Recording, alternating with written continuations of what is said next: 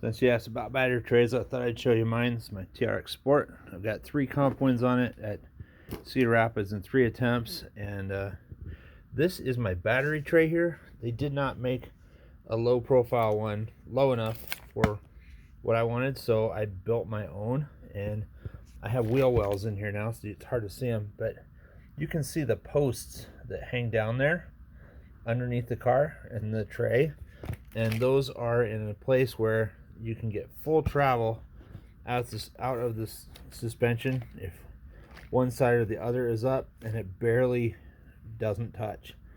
Also, it sits so low on the bottom that there's only about 1 millimeter between the end yoke of that drive shaft and the bottom side of that aluminum plate that I made. I did have to kind of clearance this around here. I wanted to still be able to use sorry about the camera work here.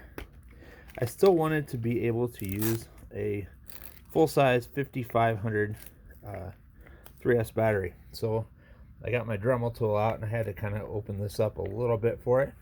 You can see that the battery fits in there nicely, and I have Apex straps that have rubberized backing so the battery can't slip.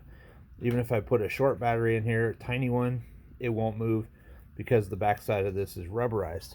The nice thing about it, when I made this, it sits so low that the battery is actually, the top of the frame rail is pretty much here, and the battery is right in line with it. So it sits so low, the top of the battery is pretty much in line with the top of the wheel.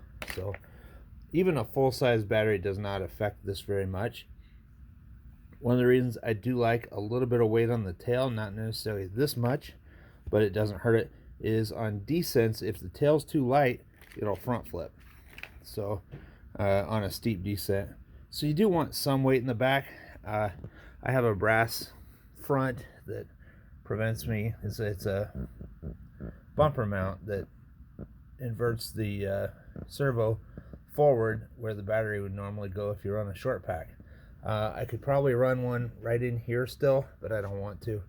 I do want a little bit of weight on the tail, and given these straps, they work for any battery I put in there. I'll grab a short one and show you that. And this is what it looks like with a little 1300 3-cell in it. It doesn't take, it's just half the size compared to the big battery. So I can run that if I want to, and the rubberized strap means that isn't going to go anywhere. But the nice thing about it, it's so low in there that it doesn't matter how heavy it is. The stock battery tray rides clear up here, clear above the frame rails, and it's ridiculous. First thing I do, other than wheels and tires, is get rid of the stock battery tray. It's trash. I started with the hot racing one and then stepped it down to the one I made because the hot racing one was a good start, but it was still too tall. Hope this helps. Talk to you all later. Thanks for watching.